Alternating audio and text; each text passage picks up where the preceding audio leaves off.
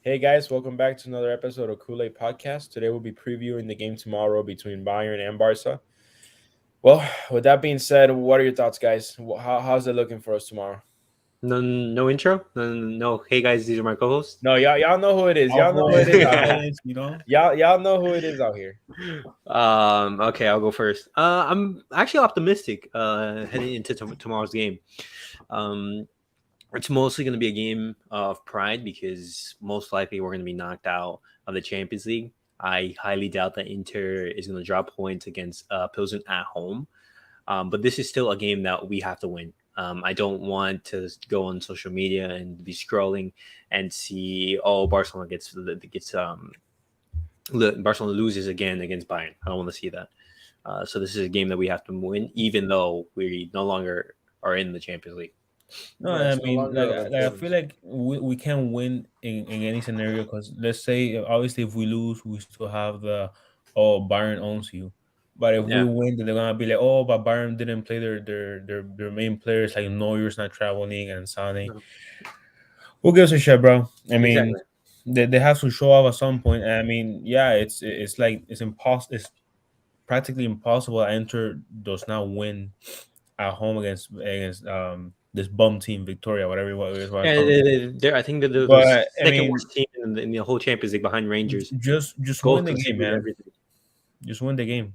Well, what Yeah, else can you ask for? I mean, I think that again, is what if we matters. win, they're gonna be like, you were at home without Noy or whatever. You gotta win. So Well, guys, this is maybe very naive coming from me, but miracles happen. We got you tomorrow like a final. It's like we said, it's a matter of pride, a matter of ego. We can't be losing to this team consistently, especially now when the playing field has been so leveled. On top Our of that, team, home. I know, and our team is comparatively better than theirs. Honestly, like I think when you look at the whole squad, I think we have as good, if not better, players than they do. It's just It's just that they're more unfortunately cohesive we didn't unit. we didn't have a yeah. They're a much better unit. We also didn't have a good game that day. We had created most of the chances. We had a load of chances, you but guys also gotta remember that teams like Bayern and Madrid, I'm saying like two of the main clubs, they're outperforming us right now because the group that they have has been together for a very long time. Exactly. Our yeah, that's what group, we're talking about. They're a better unit. Pedri and Gavi, it feels like they've been playing for us for ages. They've been playing us for us with for blah, blah, blah. They've been playing for us for a year. Yeah, for one season. I mean, they're still raw. Hmm. I mean, Pedri looks very mature, but he's still raw. Yeah, he's still a kid. Once they get the hang of that chemistry between the two of them, between the young, between the offense, they're gonna be as good or better than Bayern and Madrid. But in Madrid, we see Tony Kroos, Hmm. Modric. We saw Casemiro. Now we see. I mean that team Tchouaméni. has not Chouameni, made changes Camavinga, to Yeah, their attack and midfield Valverde. in years. yeah. No, I mean, we also have to Same with remember. Bayern. Yeah, and we also have to remember that we've been extremely unlucky so far this year. When you look at the first game against Bayern, we miss. If it wasn't for Lewandowski's missed chances and Pedri's chance with which he hits the post, we win that game 3 or 4-0. Like At that's a game. halftime. Yeah, at halftime, and that's a game where our finishing wasn't as good. Then we move on to the game against Inter, where we were completely robbed. Even though we didn't play well, we did not play well that game. We were completely robbed by the refs. A penalty not called, the goal given, a red card for Chanaloglu. These are all details that completely change the game. If we draw that game, we are not in this position of like, hey, we're out of the Champions League. The game is still in our hands. And then when you look at the game against Inter at home, we still have to remember that all of our best center backs, all of our best defenders are injured. If Mhm. Kunde and Araujo are both in the Inter game away and home, the results don't happen. For example, PK, he wouldn't have been playing. Simple as that. Yeah, Um, and neither would have Sergio Roberto. exactly. And neither was Sergio Rito, even though he it's a big loss because he has been playing well so far in the past 2 games. Yeah, he's But been okay. yeah, but we still have to remember we've been extremely unlucky so far in the Champions League, and in the Champions League, details matter. Details are like what will basically either allow you to go through the next round, win the game, or send you packing back home. It's that simple. Mm. Right. No. And football is a sport of who makes the least mistakes. Right. It's such a fast-paced and complex games that it can change in just an instant.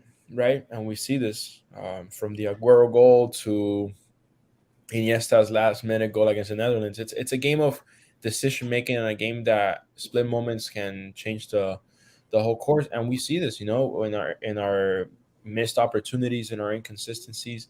The only problem, not the only, but the main problem that I see in Barcelona right now is that the team is a very polarized team. What do I mean by this? It's a team that will either give you a good performance or a terrible performance. There's no Yeah. mediocre performance for Barca right now. It's either a win or a loss. And these extremes are detrimental to us because we see this against Yeah. Inter. Inter away is not a game we should be losing. And Yeah. I don't care about the San Siro. I don't care about the history. I don't care about the low block Inter team. We have Yeah. the better offense. We have the better midfield. Why are we not scoring? Well, then I still think that we have to look at the big picture. This is still a team in construction. No, of course. Xavi even hasn't even been here for one full year, and in Barcelona we expect to win everything. But we still have to remember, this Right, is a no, team in I think transition, it's a also project, and even right. Xavi, he's still learning on the job. This is like his first big managerial Yeah, job, and and he's it's a learning big one because exactly. we have been a rebuilding team, a team that has gone through a lot of losses in the past few years. And Hmm. there's one thing worth remembering though, and it's something we can't forget. Like you said, Barca's still a rebuilding team, but more importantly than that, I think it's it's essential to remember that not only are we a rebuilding team, but we're also a team with a very young roster, Exactly, right? And young players. uh, right, it's not the biggest effect. Like it's not the biggest factor that causes us, losses or inconsistencies, but it's a big one nonetheless. And we see this when we have players that aren't confident all the time or make mistakes out of inexperience. We saw this in Madrid in previous years with Valverde. We saw it with Chouameni at the beginning of the season. We've seen it with Camavinga. It happens, right? The players are still young. Mistakes like this are bound to happen. But what I can't condone is sometimes the lack of intensity the team has Hmm. and the lack of passion, because we also got to remember it's a team that hasn't won a major trophy in a while. I believe since last year. Last year we won the Copa del Rey. Well, okay, but Um, by major I mean major. Like oh, the La Liga A title, like European in the last. Cup or a league title. Those are Uh-huh. the ones that build the team chemistry, and those are the Yeah, ones. we haven't won in since 2019, I believe, Right. So, when we won and the a league. lot of players have been gone since then. So we're talking about players that don't have any silverware in Yeah, this squad. yeah, No, I mean, like it's like you're saying, like not only is a team young in the middle of a rebuild, but there is not a good mix to have an inexperienced manager with an inexperienced team, because at that point they're both trying to learn together and grow together. man. It is the best rebuilds always go with a polished manager, and this isn't the case, but it's what we get. Uh-huh. And I mean, I've been one of the harshest critics on Xavi because I mean we've been desperate to win and we haven't. But you have to realize that he's also he Yeah, can be he could be He's against learning Guardiola. himself. Yeah. He could be yeah, against yeah, he could yeah, be against Guardiola, but he still needs a long way to go. So. yeah, and the promising signs are there. For example, it's proof in the pudding. We're second place in La Liga compared to last year under Koeman. We were ninth, and even though with Messi, with Griezmann, we still seem so far away from the La Liga title. But looking towards tomorrow's game, what are your guys like predicted lineups? How do you think Xavi's going to line up? You I can answer, think Albert. go first, Alex. Yeah. No. Please go ahead. Go ahead. I think he needs to rock out the same midfield as he did against Athletic. He needs. I mean, Will you go for the same for like the exact same 11, excluding Sergio Roberto? Excluding Busquets. you know what? Yeah, because I forgot Busquets played. My midfield will be Frankie, Pedri, Gavi, and the attack.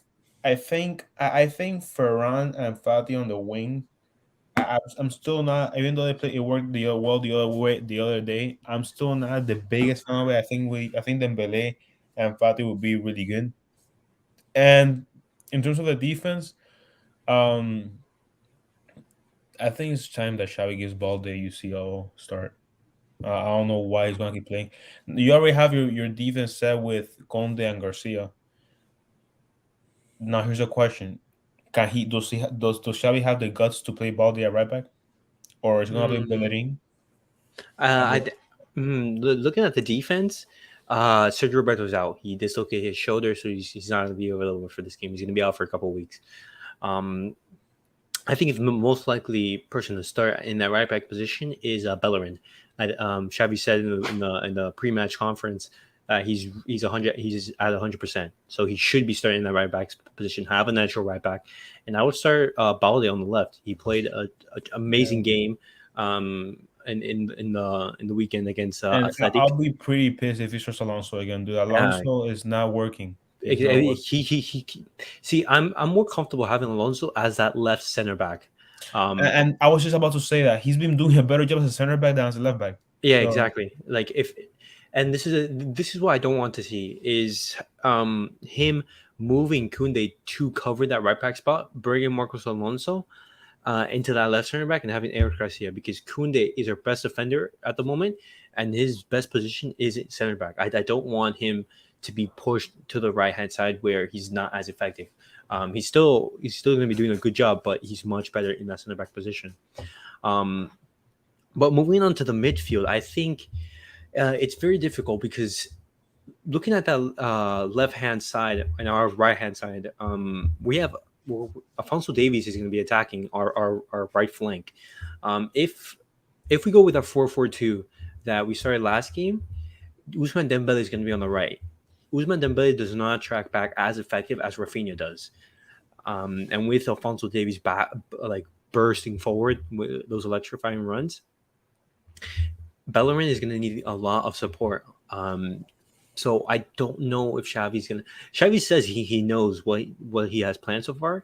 Just I don't know how he's going to no, handle Alfonso I didn't Davies. think about that. Yeah, I mean, he needs to. He's gotta take a gamble. I mean, Rafinha hasn't been playing at his best, but do you want more defense? Or you want more offense? Yeah. And the other thing is, I mean, when you're a manager, you don't have any easy decisions, and you're never gonna please everybody.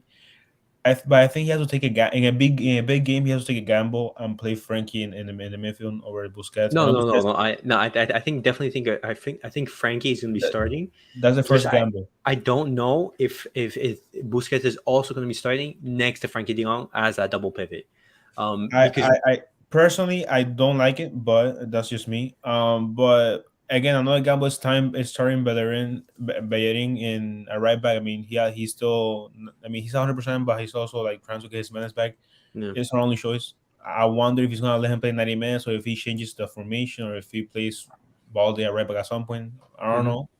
And again, like you said, like a right wing, we need if Dembele won't track back, which Bellerin really needs help after coming back from injury. Yeah.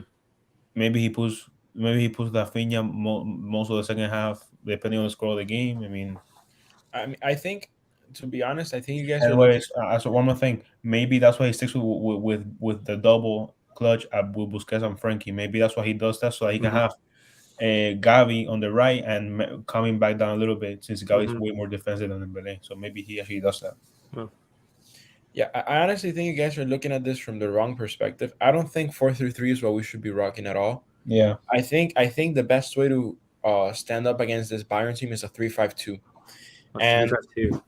yeah, and I know Xavi has experimented with this idea in the past. It's not something completely different to him. Like he has played a similar type of style.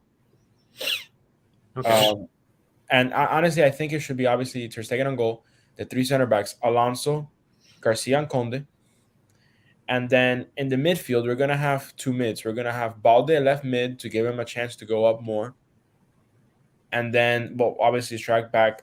We're not gonna play Bellerin. What we're gonna do is we're gonna play in the midfield, double pivot, Kessie De Jong, and then Pedri Gavi with a more central and offensive role. And then on the right side, in that right mid position, I would actually start Rafinha, and then up top I will have Ferran and Lewandowski. I will also be pretty surprised if he starts Kessie. I think he's going to use Kessie more as a weapon off the No, bench. this is me just wishful thinking. I don't think this is the predicted 11. If I'm Yeah. to be honest with you, I think the starting 11 is gonna be Balde, Garcia, Conde, or maybe Alonso Garcia Conde. This is what I think he'll do. Alonso Garcia Conde, then right back Bellerin, Then in the midfield, Pedri, Gavi, Busquets, because he doesn't learn. And and then up top, he's probably gonna play like I Ferran think I or think that Lewandowski with. I think that Xavi might use this game. He might start Busquets, maybe with along with Frankie, or maybe without. No, no, See, well, but that to me doesn't make any sense because you already But played but an aging player on the weekend. Play De I Jong. think the right decision is either Frank a 4-3-3 with Frankie starting, or Frankie and Busquets both playing. I think that he might use this game as like a final chance for Busquets to show off in the big stage. no, but here's the thing: in a if Xavi's going to go with a 4-3-3, Busquets is not going to be starting in that CDM spot. You saw it against Villarreal, and Xavi has in the media it's been told Xavi is not. I mean, Xavi is not going to trust Busquets in the big games as that lone pivot. If Busquets is going to play, I think Busquets is going to play tomorrow. But the thing is, because Busquets right now is like aging, what are his like weaknesses? It's his ability to cover space 30 to 40 meters. When you have Frankie De Jong there being able to cover for you, you get the best out of Busquets and vice versa. For example, the runs that Frankie makes are usually the runs that break through lines, and he's able to transition with the ball, carry the ball forward. When Frankie De Jong is in that lone pivot role, if he does that, if he runs forward and breaks through lines, and he loses the ball, there's no one protecting the defense. There's no one. So they're able to counter with zero opposition. But with that double pivot, Frankie De Jong has the freedom to say, "Hey, I'm gonna run with the ball." I mean, when you look at his Ajax days, this is like where he performed best. He's able to run with the ball, transition lines, breakthrough lines, carry the ball. But Busquets is there to be able to protect him, saying like, "Hey, you can go forward, but I will be here just to mark." Vice versa. This is why I think in a big game, tomorrow I see Frankie De Jong and Busquets starting together. I mean, I would agree with that. I would also just like Kessie to start because I think Kessie can play a similar role of just staying back a bit more. Like I know he likes going up, but he can just stay back and let De Jong do more of the attacking. I don't see that as unreasonable at all. Yeah, no, yeah. I don't think that Cassie's going to be starting this game just because I don't think his performances so far have like shown Xavi that he should be starting. I mean, that's why I'm saying I think this is a good chance to give him. Yeah, well, yeah, it is. But once again, the only doubt I have, well, if he goes with a 4-3-3, I don't think it's wise to be starting Ousmane Dembele and Rafinha together. I think it's if you're going to start, you need one who's more vertical, such as Dembele, and someone who's more tactical, someone who's more positional, who's able to Like contribute Ferran. exactly like Ferran or Ansu Fati, who are more Yeah. like tactical wingers who are able to like to contribute to the game. I think one of the two is going to be starting. If he goes with a 4-3-3, I definitely think that it's going to be Ousmane Dembele and Ferran Torres, and if not, it's going to be in that 4-4-2. It's going to be that simple. Yeah, I mean, we'll see, but I just look overall. I think I'm excited for this game because obviously I love seeing our team play in the Champions League. I'm just at this point, it's not that I don't care, but at the end of the day, this result won't matter much if Inter wins. So Mm-hmm. it is what it is. I just think we gotta go there tomorrow with high hopes, support the team, hope for a good win, and yeah, that's all that matters really. That the team wins and we can shake off this tough streak we've had against Bayern. No, yeah, definitely. So guys, before we round off, what are your score predictions? 2-1 us, but it never goes my way. So 2-1 this. I think 2-1. I'm gonna go 3-1. I'm gonna go 3-1 Barcelona. I'm gonna go big. I think Barcelona's gonna put in a good performance, especially at home. But I don't think it's gonna be an easy game. It's gonna be very tough, and hopefully we get a good performance out of the team. But guys, that was it for tonight's episode.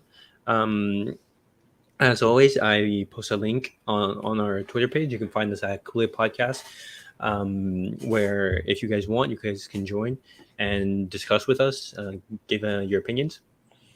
But as always, like, subscribe, and comment, and we'll see you guys tomorrow for the post-match reaction.